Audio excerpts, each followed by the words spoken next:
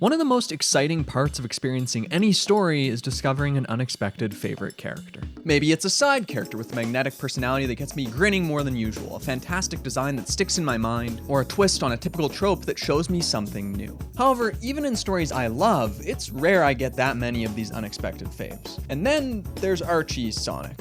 Why do I care so much about these fuzzy little weirdos? And not just care, I've thought about them a lot, maybe even too much. Well, no, definitely too much. Anyway, this is probably in part because Archie Sonic had multiple writers with various visions for over a decade of the comic's run. Meaning instead of leaving little to no impression, I outright disliked most of them because of their jumbled histories and botched characterization that served to ultimately waste my time. However, then something changed. Finally, the comic got a core creative team again. It became consistent. As such, these characters didn't just improve, they became cohesive. Prior inconsistencies weren't simply ignored, no, they were used to create a through line, to create complete characters. And that's where the fun can be found. Because just like new head writer Ian Flynn, I too was able to piece together how these seemingly forgotten or contradictory details could create a character worth remembering.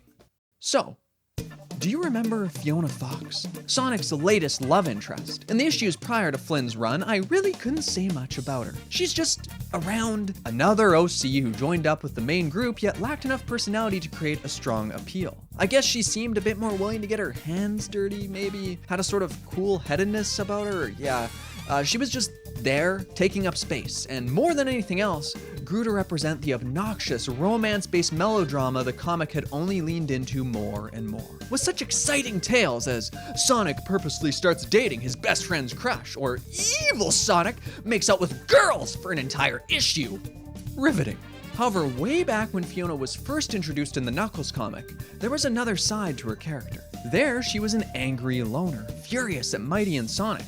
Why? Well, because she was accidentally left behind during a rescue mission and remained a prisoner in one of Robotnik's camps until, eventually, she broke out on her own, became a bounty hunter, and ran with a rough crowd to survive. Understandably, this made her a jaded person. Seems like that could be an interesting source of conflict. No. Instead, this side of her immediately vanished when she was reintroduced in the main series, only being offhandedly mentioned a single time. When she told Sonic she'd come to terms with her grudge off-screen. So, yeah. This character was anything but well-defined. And yet, as Flynn took over the comic, somehow, some way, this character I felt nothing towards slowly morphed into one of my unexpected faves. Hey there, losers. Scourge here, again. And I've got a problem with my way past crappiest bod. That's right, I don't like how I smell, and that's hitting this hog's confidence in all the wrong ways. But you know what? I've decided this mean green man's gonna engage in some change and get his confidence back with some fragrances. Which is why today's video is sponsored by Scentbird.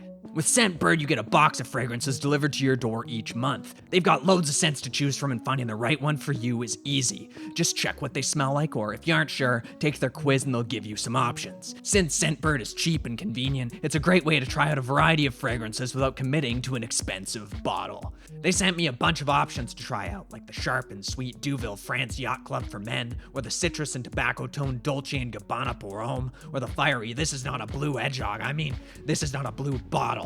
And then there's my favorite, the charismatic and confident Better Than Your Ex, which yes, I am. So if you're interested in getting your scent on with Scentbird, use code LOWART55 to get 55% off your first month at Scentbird. That's just $8.47 using LOWART55. Anyways, till next time, sayonara, simps. When Flynn became head writer in issue 160, he quickly started tying together many of the comic's incongruent plot lines and characters. Fiona Fox is no exception. See, Flynn immediately returns to her introduction, to that forgotten side of her character, using Bean, Bark, and Rouge as connections to her past. After all, when these two bounty hunters attempt to ruin Sonic's birthday, Fiona knows exactly how to deal with them, and they even seem to have some sort of rapport, which causes both allies and enemies alike to speculate on whether Fiona's past is really in the past. Then when Rouge appears in a later issue, the Freedom Fighters immediately go to Fiona for any info she may have on the thief due to that past. Of course, throughout all this, Sonic tries to cheer Fiona up, assuring her that no one will judge her. He certainly doesn't, but she clearly can't shake the feeling they will. And to be fair, some already have. Here, the story has done a great job of reincorporating Fiona's past into the main narrative by making it relevant to those around her. Just as I struggled to believe that this should be so easily disconnected from her character, they do too.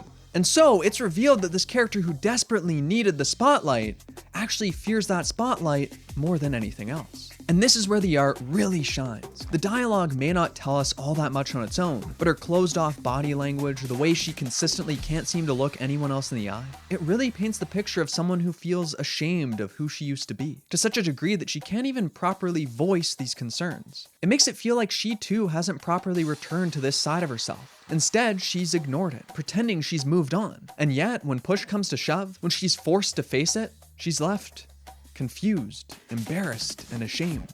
Unable to handle these two separate lives she's led, finally tangling together. Naturally, all of this is gonna be at the forefront of the comic now, right? Fiona will have to deal with these feelings and how others feel about her, but no.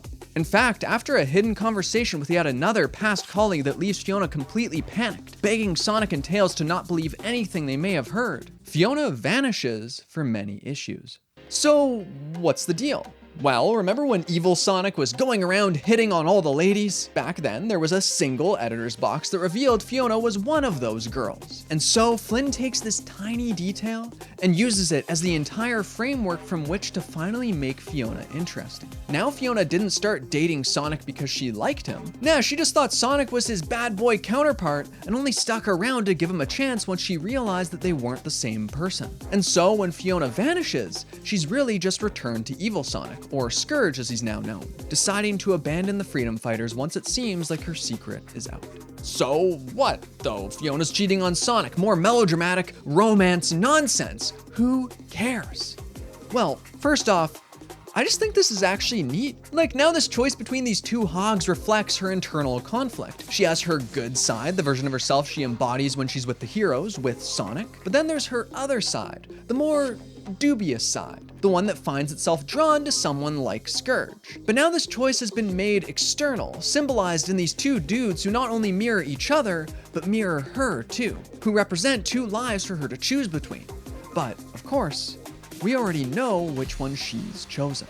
Because when Sonic finally confronts Fiona about how she's been disappearing all the time, asking if this has to do with her past, something interesting happens. Fiona gets offended that Sonic would dare bring up her past when he said he was cool with it. After all, what about all the good she's done? She's offended that Sonic could believe that she might be cheating on him. What? He trusts Amy and Tails over his own girlfriend? And yet, as we've established, she is cheating on him. She's even acting openly smug about it in front of others, and her old ways are what drew her to Scourge in the first place. It creates this really fascinating foundation for her character. She wants to be able to do what she wants with no judgment. No matter what, she can't be in the wrong. Everyone is just out to get her, to interrogate her, to make her feel bad for who she was and who she is. But none of this is to say Fiona is an inherently bad person. Even Scourge recognizes this. After all, there's the obvious other side of this. That Fiona felt judged and out of place amongst a bunch of selfless do-gooders, yet welcome in the arms of someone who never judges her for her past and, in fact, embraces it. Fiona is clearly someone who's lost. She's done nothing but try to survive in a world that's been mostly cruel to her, trying to find some semblance of stability. And yet, when Tails shows up and tells Fiona that he believes in her, that all she has to do is just try a little harder to be a good person, it's well-meaning, but not at all what this cornered fox wanted to hear. Oh, Tails, you're so smart, but you haven't learned one fundamental lesson in life. You can't count on anybody.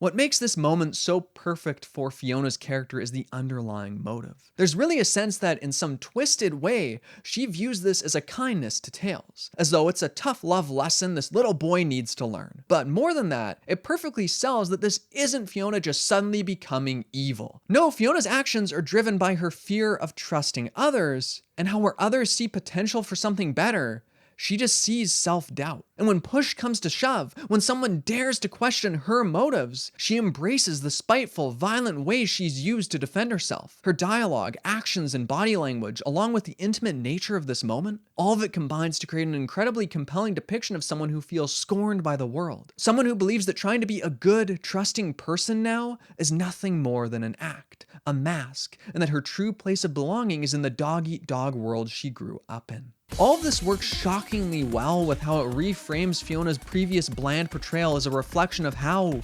restrained she felt. After all, Fiona is so much happier now that she's chosen this path, and honestly, I'm happier too. Now she's this over-the-top manipulator, relishing in every moment she spends messing with our heroes. To Fiona, this is proof that she can do what she wants with her life, that she's finally achieved a state of independence. Even though she only goes where Scourge goes, even though Scourge yells at her and threatens her, even though her relationship with him seems to only be skin deep, and even though, after everyone else turns on Scourge, Fiona is still there, still fighting for him.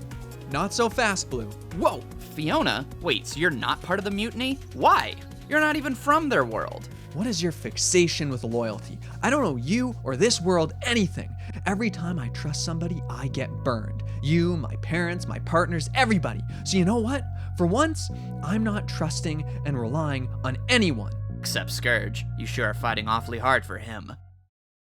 Over time, Flynn has taken this character I felt nothing towards and, using details from her past, molded her into something surprisingly complex. Someone whose desire for independence masks a need to depend on others, a need for someone to validate her and give purpose to her life. And that idea terrifies Fiona. After all, she was so confident that she'd learned her lesson. You can't count on anybody. And yet her life seems to revolve around someone else. The comic is actually pretty sympathetic towards Fiona, painting her pain as genuine and real. But it never denies the fact that Fiona still chooses to take her pain out on others, and that she even enjoys it. Of course she does. It's how she's able to feel like she finally has control. This is what makes her such a perfect partner for Scourge, someone who also fears his lack of agency and independence. But where Scourge is consumed by that flaw, leading to his defeat at Sonic's hands, Fiona goes a different way. And that's what makes her such a cool villain. Because the way Sonic called Fiona out, it doesn't really cause her to question herself. Instead, it only strengthens her resolve. Sonic is right. Fiona does want to be with Scourge. Warts and all, she admires him and wants him in her life. So she gathers a gang and manipulates and schemes her way to break a broken and demoralized Scourge out of a high security prison. This whole prison arc is full of so many silent implications, and I love it for that. First, this is a prison break. So Fiona, a character who was once locked away, alone, left behind by those she hoped would save her, has allowed herself to be captured again. And doesn't that prove her growth? After all, she's facing something that should fill her with fear, but she does it without any hesitation, with a confidence and bravado befitting a top-class villain. But there's also a kindness there, this underlying idea that she was unwilling to leave her partner behind. She won't do to him what others did to her. But now, more than ever before, this puts her in the driver's seat. She's the one Scourge needs to rely on in his lowest moments. It's his turn to lean on her, even if she has to put him in his place from time to time. This is her plan, her mean green man. And though she clearly wants Scourge to feel the same love towards her that she feels for him, Fiona seems confident that she can mold Scourge into whatever she wants. And if not, well, she's already betrayed him before, hasn't she? Don't you worry about me or my boys. I always have a way out. In this way, Fiona's the most content she's ever been, embracing even her fears to get what she wants. And yet, as soon as they've broken out, who's the one calling the shots? Scourge. Of course he is. And he immediately tosses Fiona's plan to the side. And what happens from here? Well, the comic was rebooted.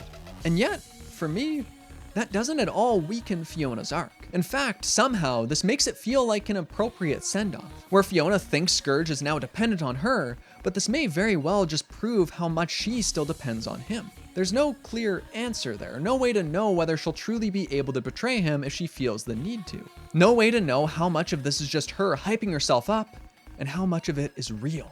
She probably doesn't even know. So, despite the fact that she's embraced her bad side and broken out of prison for a second time, she's still trapped in a cage of her own creation. The inability to ever prove that she'll be able to change for the better. And the fact that she'll never be truly comfortable if she's always looking for a way out. And so, this character who's now been mostly forgotten, who remained until her final arc, an incredibly minor side story in the grand scheme of things, has become just as fascinating, fun, and memorable to me as most of the main cast. A compelling personal exploration sold through a sick design and tons of personality. And the best part? She's only one of so many more awesome characters in the Archie Sonic comic that I can't wait to tell you all about. Which is why I'd love for you to comment down below with the characters you'd like me to discuss next. Ian Waffles and I obviously have some ideas in our heads for what we want to do, but I would be curious to see what you're thinking about as well. Either way, thanks for watching, and thanks to Scentbird for sponsoring. Use that LOART55 code if that interests you, and as always, I hope you have a great day.